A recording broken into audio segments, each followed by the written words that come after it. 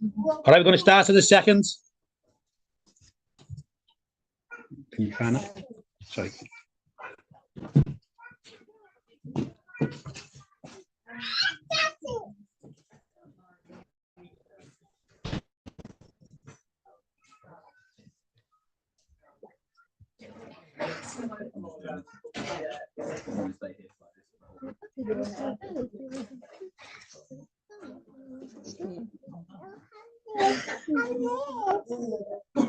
Okay, everyone, we're ready. We're ready in the kitchen.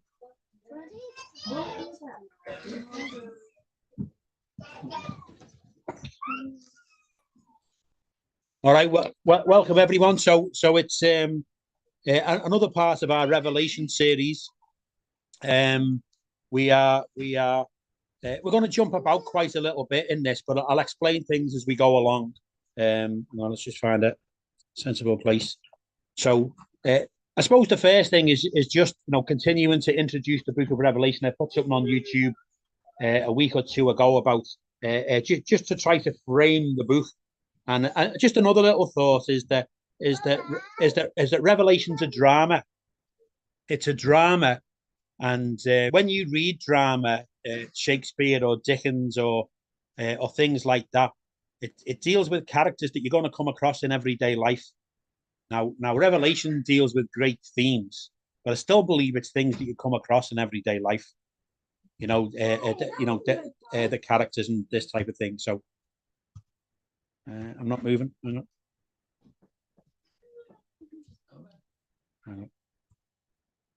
Yeah, I can do it this way.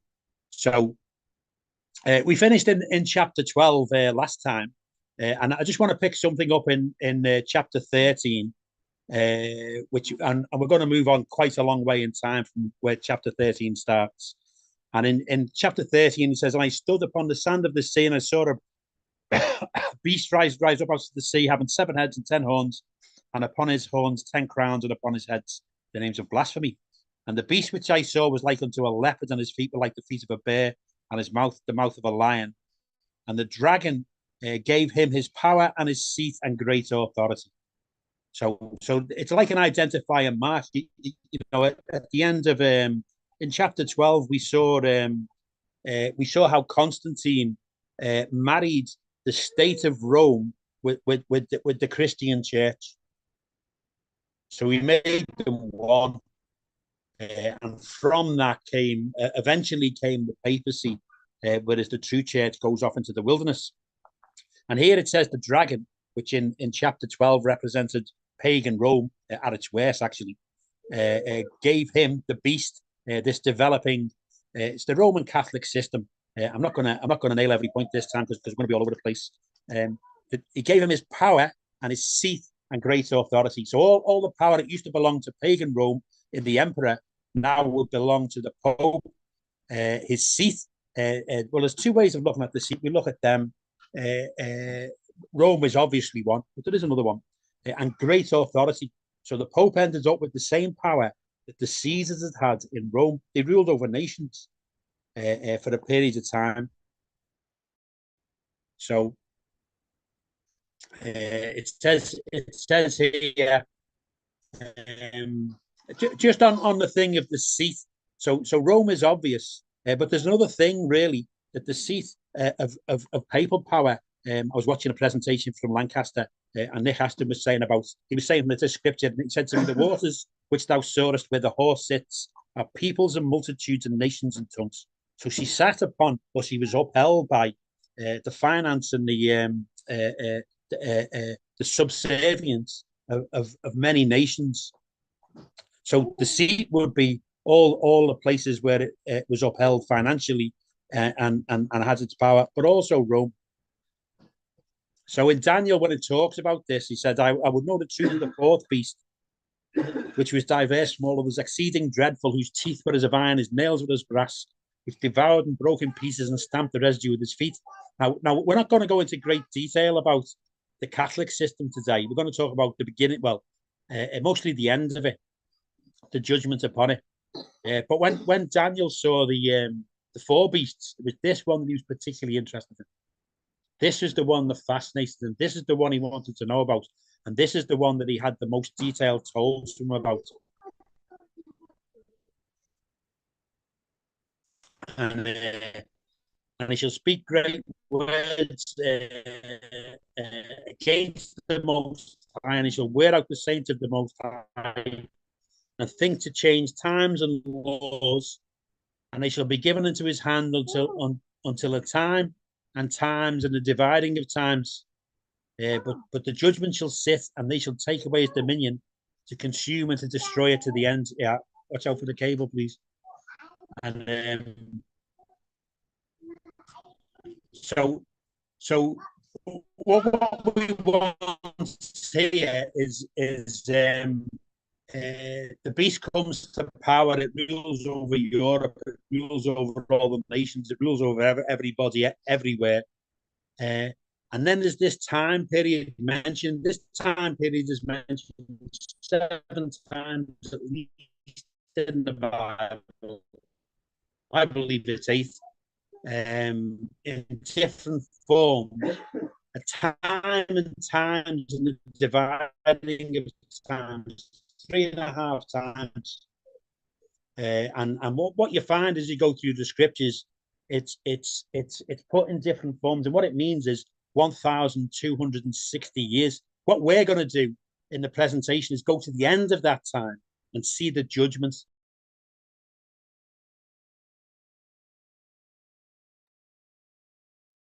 Uh-oh.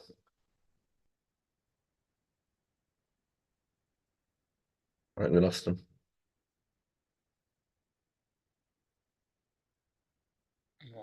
It looked like the internet was weak on their end, was it? Yeah. Towards the end, it was really cutting out bad. Yeah, his voice was breaking up a lot. Did you get that there? Yeah. But Is it on YouTube? Yes, I think it's still on YouTube going. Yeah, it's still going on YouTube. So maybe we could join. Maybe that's the best thing. Oh, Yeah, jump over there. So we go to the YouTube. Yeah. I think so. Yeah. I'll go there. no, I know it's not. It's not. It's on YouTube, but it's not. You can't see talking people. Just us talking. Oh, it's just us talking. So Yeah. it's dropped out altogether. Oh, right. So there's no point going over there. Do we have Triona's? She's still logged in with the other account by the looks of it. Wonder if we can send a message to her, maybe. Yeah, I have it here. Oh, they're back. Right? I can't hear them. They're muted, but they're there. I can't see them. Yeah, he's a Medway Revival Fellowship.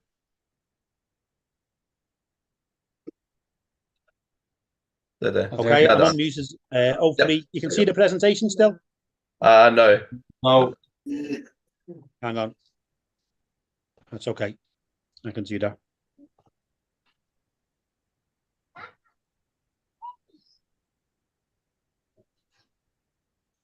Screen 2, do I go on?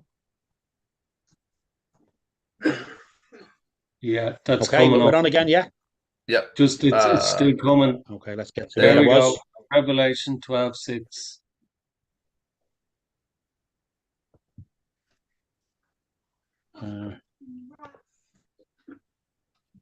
Let's minimize that.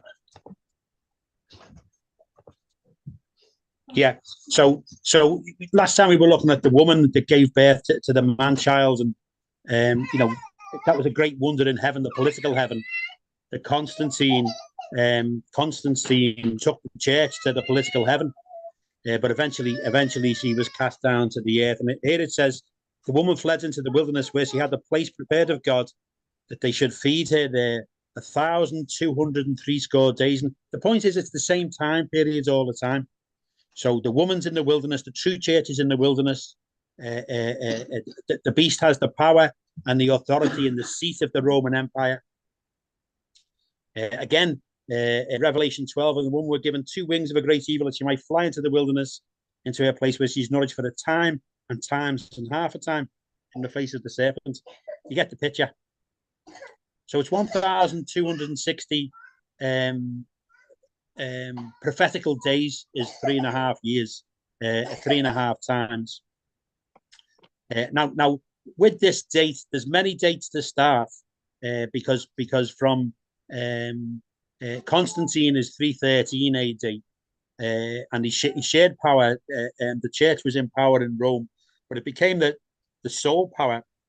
Say, for example, the power to execute people was not until 538. But at other times you could start from as well. But we're going to take this one. So from 538, if you add 1,260 in years, you get to 1,798, and that's when you get the French Revolution. Is yours still moving, or that's that wrong? Okay, no problem. Revelation 11. So the way it worked, I don't know if you remember, but the way it worked up to chapter 11, you've got the scroll on one side, and then it regresses in time back to Constantine's time, and the scroll is written on the other side. One side deals with church history, kind of, with a little bit of secular history. The other side deals with secular history with a bit of church history. So Revelation 11, it says, the same hour was there was a great earthquake, and the 10th part of the city fell, and there were slain of men 7,000. The remnant were frightened, and they gave glory to the God of heaven. And this is talking about the beginning of, well, not the beginning necessarily, but the unfolding of the judgment, the end of that system which came to power for 1,260 years. It didn't come to power in one day. It came to power gradually, and the judgment upon it was also gradual. Next one, back up.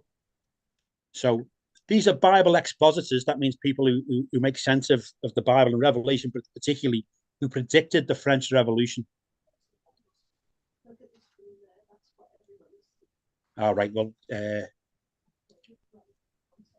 hang on. Right. How do I get this? Hang on, I've just got to change the share. How do I get there? And share, because I picked on the wrong one. Where is it? No, it's not the other bit on the slide, is it? It's the I'll resume slideshow. Hang on. Oh, theirs doesn't show. Oh yeah. Okay, right. Sorry, we're all over the show. So, Bible expositors who predicted the French Revolution. That's a long list.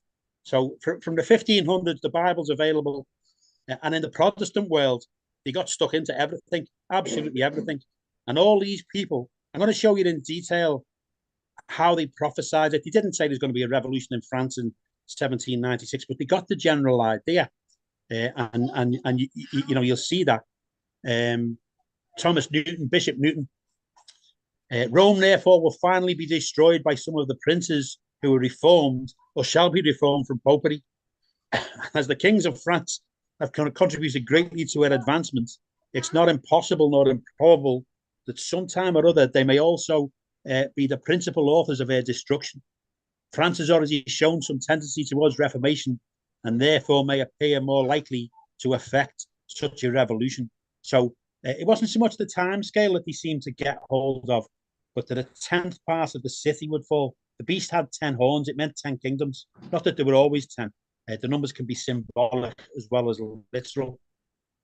But people understood that this is in the 1600s. England is Protestant. England isn't one of them. But in papal Europe, which is still very papal, they could see this judgment coming.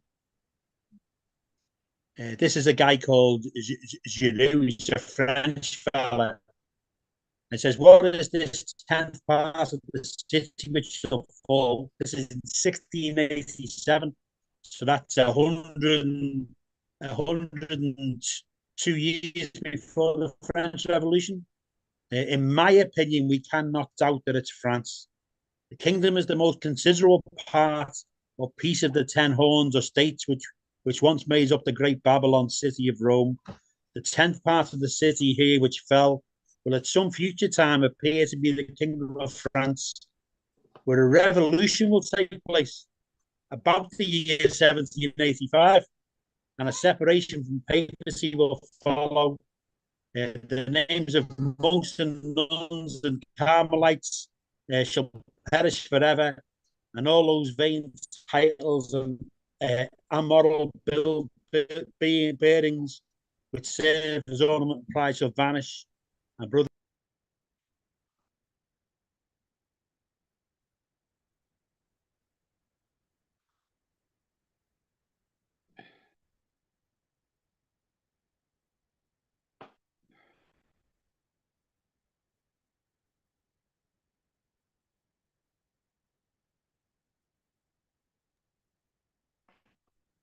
I think the connection is not so strong. Yeah. Yeah. Yeah, they'll probably need to try to find another uh, point to work from, another internet to connect to. Oh, I mean, camera's off. Oh, Paddy, you were unmuted, by the way. Good to hear you. You weren't talking much, so that's good. can you hear me? Yep. Can you hear I can me? hear you. Just about. Yeah. You can hear me? It's breaking up quite a bit. Is it an idea to just go Is to there anything we Zoom could and do? take off Connection? YouTube? I haven't closed everything that's on. Sorry.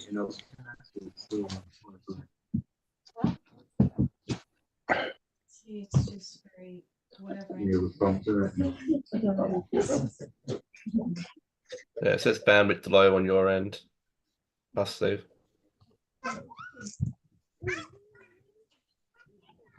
Can you hear me now?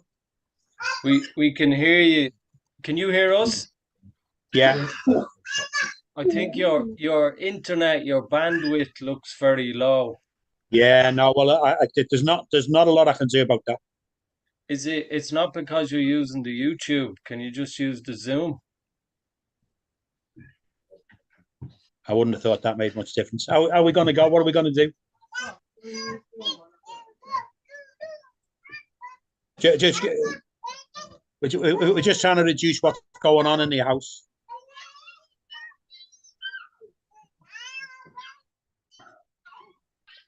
Looks a bit better there now.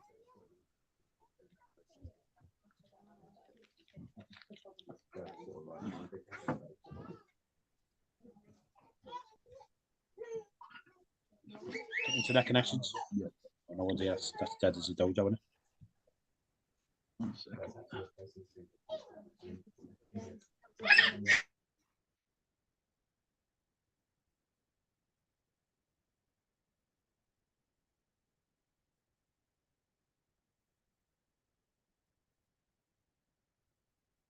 Hope is interfering.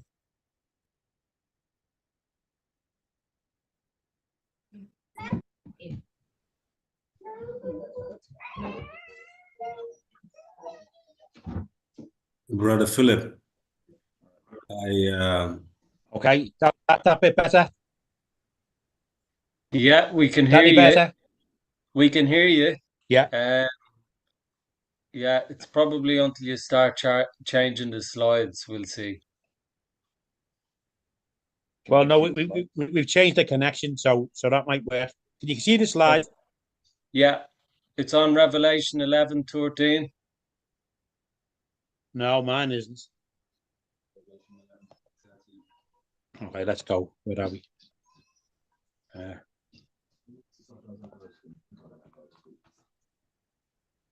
Okay. Yeah. Right, mine's That's not. moving when you're moving. Yeah, I moved there a second. It's not moving on there. If you click resume slideshow and then click to Okay. That's it. So this is more or less. If you can all mute yourselves, please. This is kind of where we were up to. So people who predicted the French Revolution, the French Revolution. As I say, it talks about a great earthquake, a 10th part of the city falling, and was slain of men 7,000. It means their names. Anyone with a title in the French Revolution was for the chop. You know, it was their names which were destroyed. Shall I read this? Yeah. Okay. So Giroux, he's one of many, by the way. I picked on him, but all those other names listed, you can look up what they wrote, and you'll find they really knew what they were talking about.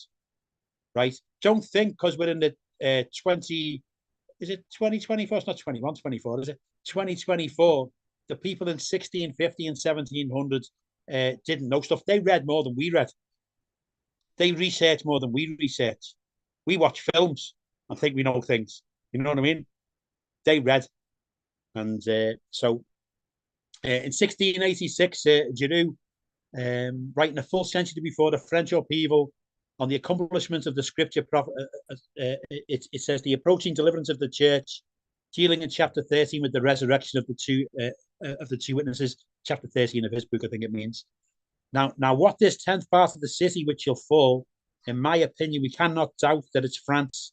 This kingdom is the most considerable part or piece of the 10 horns or states which once made up the great Babylon city. It fell. This does not signify the French monarchy shall be ruined.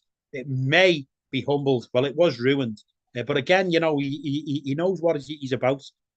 But who must begin this last revolt? 'Tis most probable that France shall, not Spain, which is yet is plunged in superstition and is as much under tyranny as of the clergy as ever.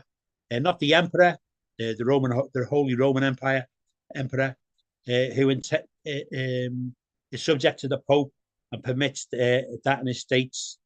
He continues. Again, he says, yes, we'll read this as well. Again, he's writing, we cannot doubt that it's France. This kingdom is the most considerable part or piece of the 10 horns or states, which once made up the great Babylonian city. It fell. I've read that. Providence does not design a great elevation for her afterwards. It is highly probable that God will not let her go unpunished. The horrible outrages which it acts at this day. Afterwards, it must build its greatness upon the ruins of the papal empire and enrich itself with the spoils of those who had taken part with the papacy. They who at this day, 1680s, persecute the Protestants, know not whether God is leading them. This is not the way by the which he will lead France to the height of glory. So he's basically saying that France will be glorious after the fall of the papacy, which it would play a part in. Again, it's very accurate. If she comes thither, 'tis because she'll shortly change her road. Her greatening will be no damage to Protestant states. On the contrary, the Protestant states shall be enriched with the spoils of others and be strengthened by the fall of Antichrist's empire. This 10th part of the city shall fall with respect to the papacy. It shall break with Rome and the Roman religion. One thing is certain, that the Babylonian empire shall perish through the refusal of obedience by the 10 kings who had given their power to the beast. The thing that has already come to pass in part, the kingdoms of Sweden, Denmark, England, and several sovereign states of Germany have withdrawn themselves from the jurisdiction of the Pope. They have spoiled the harlots of their riches. They have eaten their flesh, seized their revenues, which he had in their countries. This must go on and be finished as it began. The kings who yet remain under the empire of Rome must break with her and leave her solitary and desolate. So, when the French Revolution came, it was against two particular things. It was against the monarchy and the aristocracy of France and against the Church of Rome. You know, over the 100 years before, Protestants in France had been greatly persecuted, Huguenots particularly massacred, massacred, driven out. They were actually driven to England, not driven in that sense, but driven out to England where they were taken in. They were strangers and we took them in. So France was left with an extreme form of Catholicism and atheism, really. Atheism rose up. So the fifth angel poured out his vial upon the seat of the beast, and his kingdom was full of darkness, and they gnawed their tongue for pain. So we saw early on that the dragon gave the beast his seat, his power, and great authority. And now the judgment or the vial of the angel is poured upon the seat of the beast, and that was two places. One was Rome, and one was the amount of people.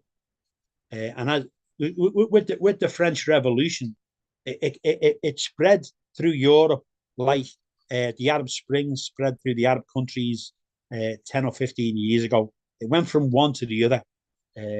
Napoleon leading the way, and in many of those places, the kings of those places confiscated all Catholic property, which was a lot, and that was what upheld them. Was the people and the power they had over them. The other place, obviously, the seat of the beast is Rome. Napoleon and one of his generals went to Rome, kidnapped him, and drove him out. The papacy, which had dominated Europe for 1,260 years, was chased from pillar to post.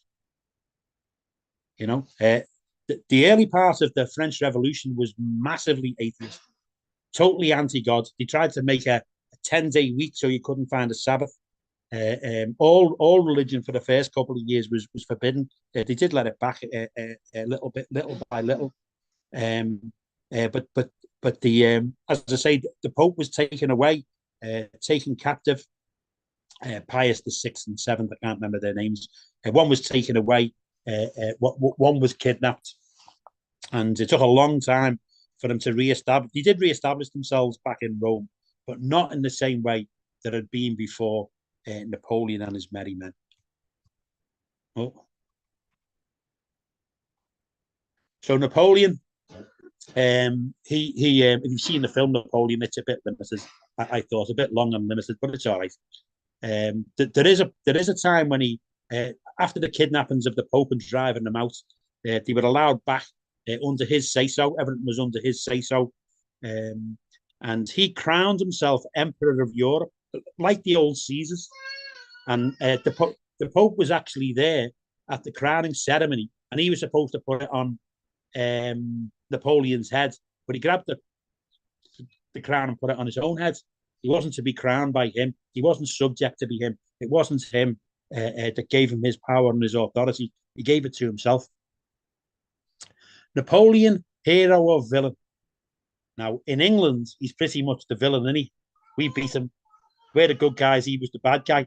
You ask people in Europe that same question, and they'll rub their chin for a very long time and not really give you the full answer. Because the answer is both.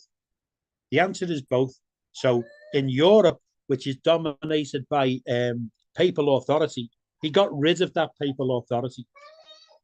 So for them, it was better. For Britain or for England, we didn't need that because we'd had the Reformation. England was firmly Protestant, anti-Catholic as well. The Catholics had tried many times to bring England down and bring it back under the papal power, but that was all settled. We were doing very well, thank you very much, when it came to things like understanding of the wise things of the Bible. We're in the land, and people were happy with it. We were happy with our situation. The king couldn't be a authoritarian because he was subject to Parliament. The whole system was a good system. We didn't need a revolution. In the Bible, the Old Testament, you could use, God uses people to bring about his judgment on his people. Alexander the Great destroyed Tyre, or played a part in destroying. He destroyed Tyre.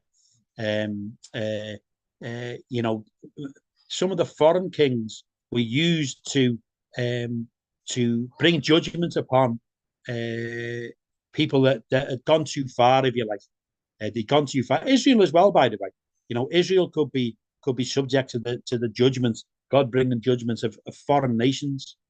So this is talking about the end of the 1,260 years. In Acts it says, "He's made of one blood all nations for men to dwell upon the face of the earth, and has determined the times before appointed and the bounds of their habitation." So bounds can mean, if you're talking about a nation, it's got its boundaries, its borders, but it's also got its boundaries in time. And what you find, and I think this is a comfort for the modern day, if nations go too far, if they get too high or trouble God's people, then the Lord just puts an end to it. He just puts an end to it. He hasn't changed. He's still the same God. In Psalm 22, it says, "For the kingdom of the Lord's, and he is the governor among the nations." Whatever you read in the papers, there's always something going on. There's plenty going on at the moment. You can read pages and pages of where things are happening. And God's in charge. He always has been, always will be. The wicked shall be turned to hell, and all the nations that forget God. So why Britain was different? Margaret Thatcher quote, and human rights did not begin with the French Revolution. They really stem from a mixture of Judaism and Christianity. We English had, in 1688, our quiet revolution, where Parliament exerted its will over the king. It was not the sort of revolution that France's was: liberty, equality, fraternity. They forgot about obligations and duties. What was the other thing she said? They forgot about responsibility. And I think, and then of course the fraternity went missing for a long time. It was a very bloody revolution, very violent indeed. So this is the bit that I promised you, really. So in that judgment there in Revelation 16, it talks about the second angel poured about his vial upon the sea, and it became as the blood of a dead man, and every living soul died in the sea. Symbolic. It's not talking about people.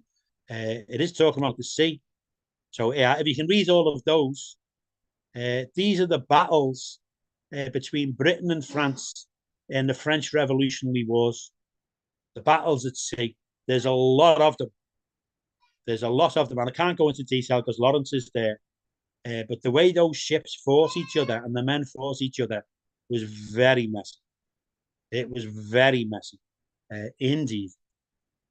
So the sea turned to blood. That's a jigsaw puzzle of the Battle of the Nile. We're going to talk about the Battle of Trafalgar, which is kind of the pivotal, the one that really swings it our way permanently. They fought a battle at the Nile, Copenhagen, quite a few great battles, and by this time the British are winning. Yeah. So when we get to Nelson's victory in Trafalgar, there's a few things to know. Really, how significant it was. Napoleon has taken over the whole of Europe. There's no stopping him. There is no stopping him. And as I say, in some ways he's a good guy, but when it comes to England, he's just not needed. You know, we didn't want to swap papal autocracy for a Napoleonic autocracy. It was no good to us at all. We were far advanced of that. But Napoleon had his sights set on England. He had his sights set on England, and what happened with the fleets is the French fleet sailed off to the West Indies, knowing that the British would follow them because they needed to follow them, and then lose them in the West Indies, come back, take the Channel, and invade England. That was the plan, and it went wrong. You can see there Cadiz, that place Cadiz, south of Spain. Trafalgar is just off the south of Spain. So while this is going on, by the way, all he has to do is what he said, Nelson, is if I can hold the Channel for 6 hours the world is mine.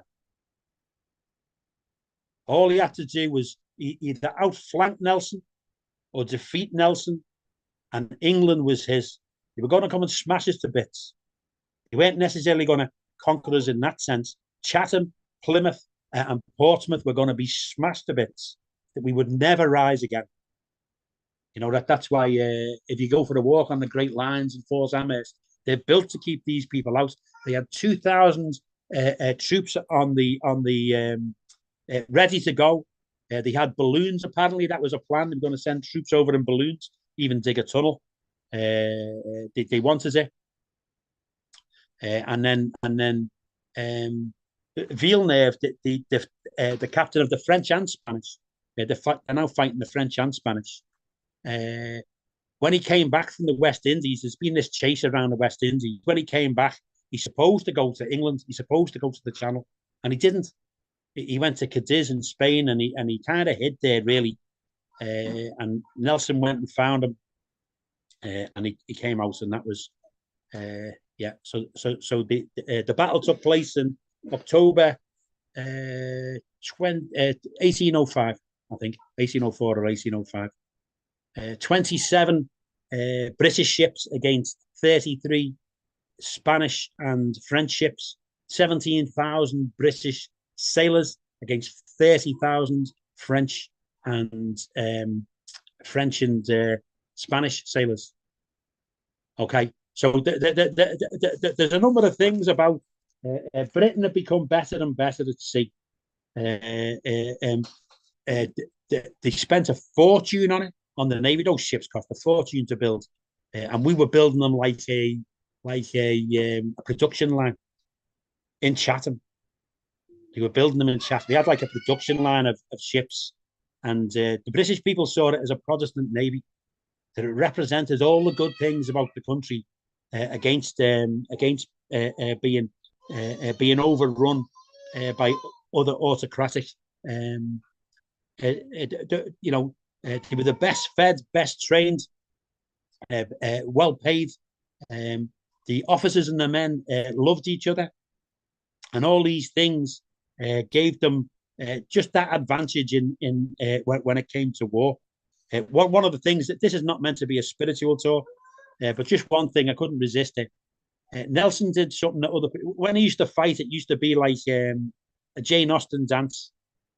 So two ships would come alongside each other, fire each other, and then go round in a big circle. And the next two ships of the line would line up, shoot at each other, and then go round in a circle. That's how he did it. Nelson did it differently. What he did is he got in between the Spanish ships as close as he could. He could fire on both sides, right? He could fire on both sides, and we could shoot 3 shots for their 1 because our gunpowder was better than theirs. If they'd lost the Battle of the Nile, he would have lost India, and the best gunpowder came from India, and we had it because we'd won the Battle of the Nile. And 3 shots to their 1. The only thing was, to get alongside, you had to take a lot of shots through the ship to get alongside. That was the hard part. Yeah. So my spiritual point is that if you want to be effective, you need to get close. You need to get close. So I went to see Gladys, Irish Gladys, in just before Christmas. She tells her testimony. We sit down with her in the house. She tells her testimony, and she says about Trona. Trona had Irish red hair in those days. She said Trona said, asked her if she was baptized, and said, "What do you think? I am a heathen? Do you think I'm a heathen?" So she took the shots, and then she said, "What you're telling me is not in the Bible." It was that getting close to someone. It's that getting through the initial response and still delivering the gospel. So there you go, Nelson. Just a couple of things with he fought 200 battles. Nelson had fought 200 battles. He didn't love war, but you know, if you're going to go to war, then you need to win. So when we went to the Painters Hall in Greenwich, it talks about his funeral. You know, he's the greatest national hero we probably ever had. And there was something on the wall, I don't know if people read it, that Nelson was actually a racist, a white supremacist. Okay, this is the claim that Nelson was a white supremacist, and it's based on this letter. There's 1,100 of Nelson's letters in the archive, and this particular one says some things which aren't very nice. But there's a historian come up lately said people doctored the letter. There was a battle at the time over abolition, whether abolition should come into law or not.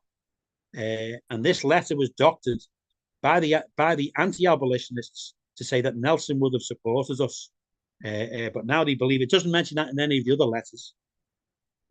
Does our Lord judge any man before it know him and knows what he does? So what I can tell you about Nelson's Navy, among the 17,000 men, there were 400 Africans. There were 400 black men, all on the same pay, right? Some of them had just joined because he'd just been to the West Indies, and he went round because slavery was still legal then. He went round the slave places and said, anybody wants to join, I'll buy you. Join the Navy. So some of them will have jumped on the ship, and their first battle would have been Trafalgar, and they got paid the same as the other men, which was very well paid. And knows what he does. There was a Swedish lieutenant that was a freed slave from the Barbaries. There were French people on there fighting for the British. He didn't agree with the revolution. 1/3 of the Navy was Irish. Ireland was British then. So this is Nelson's column, and you can see I haven't got an arrow, but the guy with the rifle to the it's my left-hand side looking at this, looking across, is an African boy. He's an African boy, and he is portrayed on Britain's greatest heroic monument. Another thing I was mentioning with the Navy is they were given great rewards. The men were given great rewards. If you took a ship, some of those ships, like you took one of the biggest, they took 15 ships in the battle. Nobody's ever taken more than 3 ships in a battle before then. They took 15. And what happened then is the price of those ships, because they were ships would be to be sold, every man got a portion of the price of the ships. Every man. That's a lot of money, right? So what happened after the battle was, I think they had 20,000 French prisoners, 15 ships, and he were taking them around to Egypt, getting ready to be sold, and he ran into a storm, and every ship was lost. The French that went in the water were saved by the British in the water.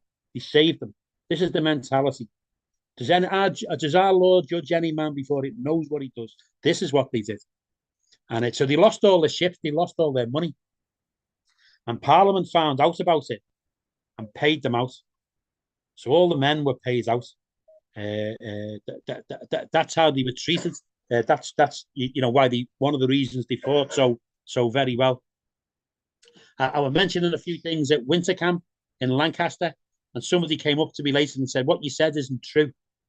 It wasn't. It was the lash. It was mutiny. It was a terrible place to be in the British Navy. And I said, "Well, I've got a book here of people that researched letters of the time, and I can show you the letters. Where'd you get your information from?" So I saw a film. It was this film, Damn the Defiant, about and it's based on a book that somebody wrote, and it described Nelson's Navy and the Navy at that time as being this terrible, oppressive machine. But the guy was a fiction writer. He was a poet and a fiction writer. He didn't research anything. But a lot of people believed that after he wrote it for a long time. Like lots of films were made with that idea in mind. Whereas the truth was the exact opposite of what he said. It was the exact opposite. And it's one of the things to be mindful of in history. This is we went to the Painted Hall in Greenwich. Remember the Painted Hall in Greenwich? Right. So if you've been in Nelson's Navy, just a ruffian, anyone from the age of 10 up, and there's one guy who'd lost his leg, he would be a Greenwich pensioner. He would have his meals in that room, in one of the most beautiful rooms in England. The sailors who had served in the Navy would be pensioned off, not because they were old, because they'd been injured. Tell me again how Nelson treated his Navy, how the British treated their Navy. The exact opposite of what the film portrayed. there's a black man there. He's got a red hat on, and the red hat meant liberty. He's free. He is free. So the legacy. You know, the war went on for a while with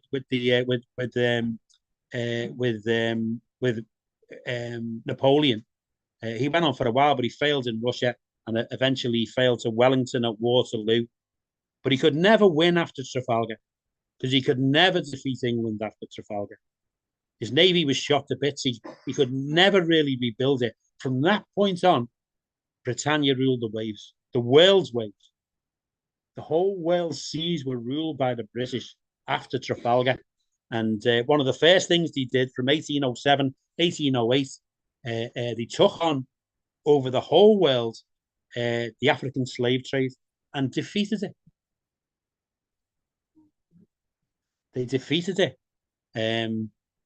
This is a photograph of this is East Africa, the HMS Daphne in 1860 or something, and it was actually put up in an exhibition of how evil the British were, to say that this is the British enslaving people. Well, that would never be the truth in a photograph, but it's the opposite. They've actually been freed by the British. The ships packed with people, which happened time and time and time and time again. The Industrial Revolution came through Britain. It was already set up in Chatham and Portsmouth and Plymouth. They were the world centres of technology. Napoleon would have smashed them to bits. Smashed them to bits. And if, you know, God bless the French, but they didn't have the same mentality when it came to trade and when it came to creating wealth that the British did. Legacy. So if Napoleon had prevailed, he would have took India. He nearly did. That's one of the reasons we won the battle, was because we had Indian gunpowder. And British legacy in India. I'm nearly finished, so not long to go. It says Lord William Bentinck. So he was a governor of India, and one of the things he did in India is it's at the end. Regulation 17 prohibiting the practice of sati. So what was happening in India is, if you were a widow, it's part of the Hindu religion. If you were a widow and your husband died, you burn him on a funeral pyre, but you're expected to jump on with him because you loved him that much. And if you weren't that keen, you'd be pushed on. This was the practice in India, and the British banned it. They banned it. The suppression of thugs, they're amazing. There were people called thuggies that used to go round the roads in India, murderous people. And the British stopped it. It's been going on for centuries. I've got to get on. This is a guy. He's in Trafalgar Square with Nelson. His name is Sir Charles Napier, and he went to a place and they had a pyre where they were going to burn a widow. So he did this. He says, "Do it if you like." He says that this burning of widows is your custom. Prepare the funeral pile, but my nation also has a custom. When men burn women alive, we hang them and confiscate all their property. My carpenters shall therefore erect gibbets on which to hang all concerned when the widow is consumed. Let us act according to our national customs. He stopped it. They stopped it. And apparently he understood also, it wasn't because of what people believed. It was to make money for priests. He knew it, right? The British in India forged the languages of Hindi and Urdu, which enabled education and science. They took Christianity. For a long time, it was run by a company. That's another story. So the Honourable Dadabhai Naoroji, whoever he was a British MP in the 1890s, and he wasn't voted, Finsbury, I think, in London. He wasn't voted in by a massive number of migrants in London. He was voted in by white people in London into Parliament. Right? The benefits and detriments are, I'm not going to read all that. You can read it on YouTube if you like. All the benefits, peace and order, literature, including bringing their own literature back, destruction of superstition, and many moral and social evils. All these things the British did, the railways, telegraph, and these are the detriments. And there's a few things he said. They were a bit slow in letting go of power. He was slow in letting go of power, and he hadn't let go by the time he wrote these things. But he says it. He says in the end, he says, what does he say? Yes, the summary. British rule has been morally a great blessing, politically peace and order on one hand, blunders on the other. The natives call the British system the knife of sugar. In other words, there is no oppression. It's all smooth and sweet, but it isn't. It is the knife. I say this that you should know these feelings. You do not know our wants, and when you will know our real wishes, I have not the least doubt that you would do justice. The genius and spirit of the British people is fair play and justice. So he knew that those things were coming. The one I missed out really is this one. There arose a new king over Egypt which knew not Joseph. And there is a thing in the modern day where British history is put as purely as evil. That's what happened there. The king knew not Joseph. He didn't know his own history, and it didn't lead to good. Where are we going? There he is, look. Our mate Nelson. Dead end of the first lesson. Back of the net.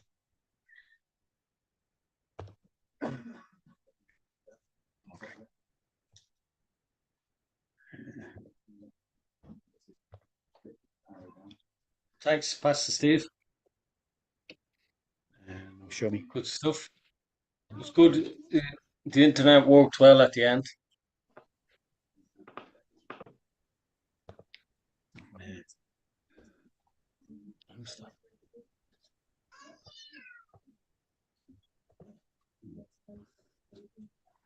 Stop sharing. Need to do that.